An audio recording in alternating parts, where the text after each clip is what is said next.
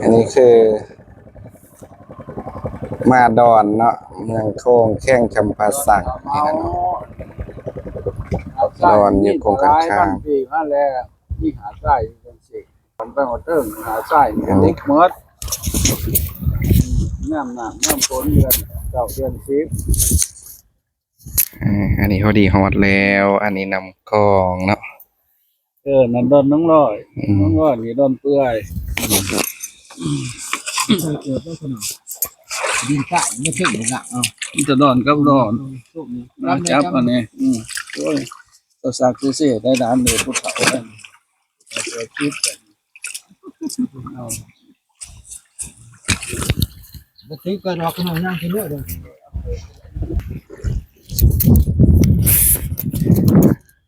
คืออันนี้กระดอน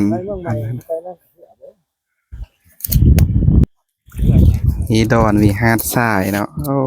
ฮาดทรายงามหลายเด้ออยู่ดอน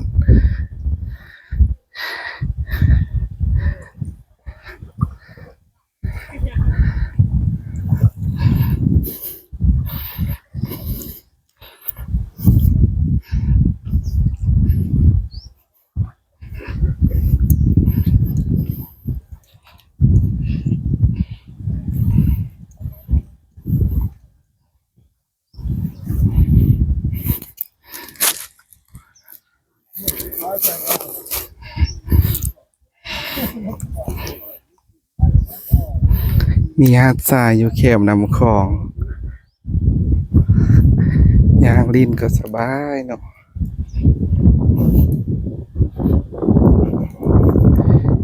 นี่พอขึ้นเอาเหือไปหับส่งพระส่งสามเณรมาดอน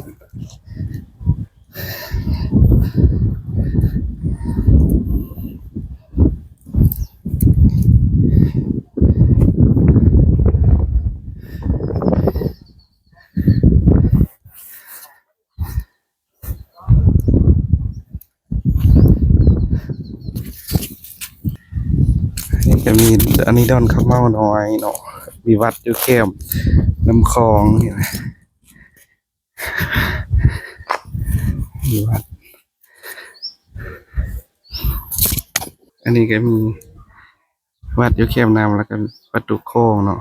วัดโพไซซี่แก้วปานดอนข้าวเม่าน้อย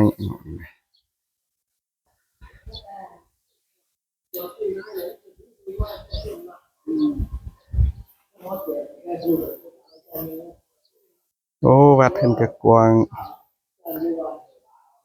เพิ่นกำลังเฮ็ดศาลา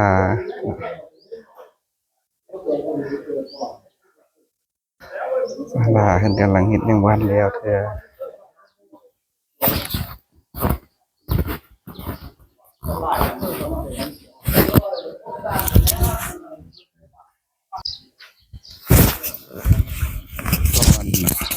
วัดที่ว่ากลางดอน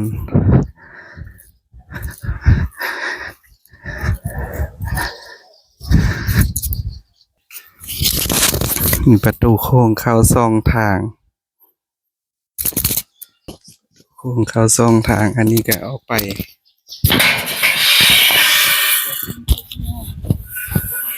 ห้องน้ำกว้างห้องน้ใหญ่อยู่ดอนข้าวเม่าน้อย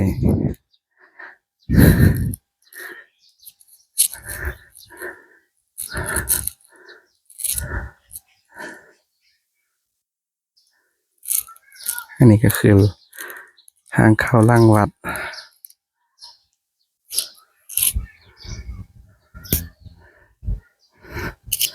ผู้ใดอยากมาทำบุญวัดนี้ก็ได้เนาะวัดแต่ว่าต้องได้ขี่เหือมาเนาะมาบ้านช่องเปื่อยท่านก็ให้พอขึ้นมาส่งเพิ่นก็มาส่งอยู่เพราะว่าอยู่ดอนนี้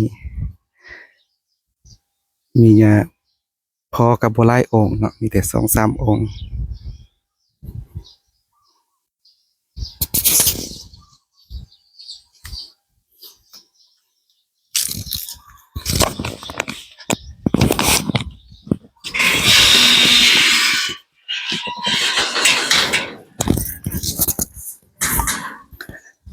เลยอยากมาทำบุญถวายสังฆทานก็ได้อยู่วัดนี้อยู่ดอนขะเมาหน่อย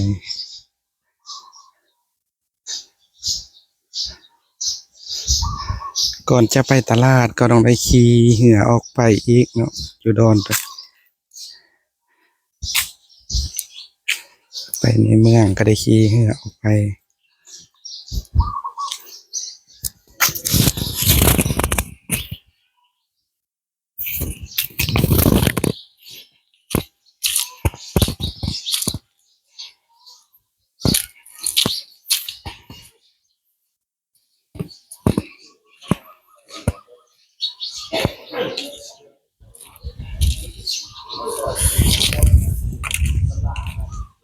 เพิ่นก็มีซิมแล้วเนาะซิมเพิ่นก็เฮ็ดเรียบร้อย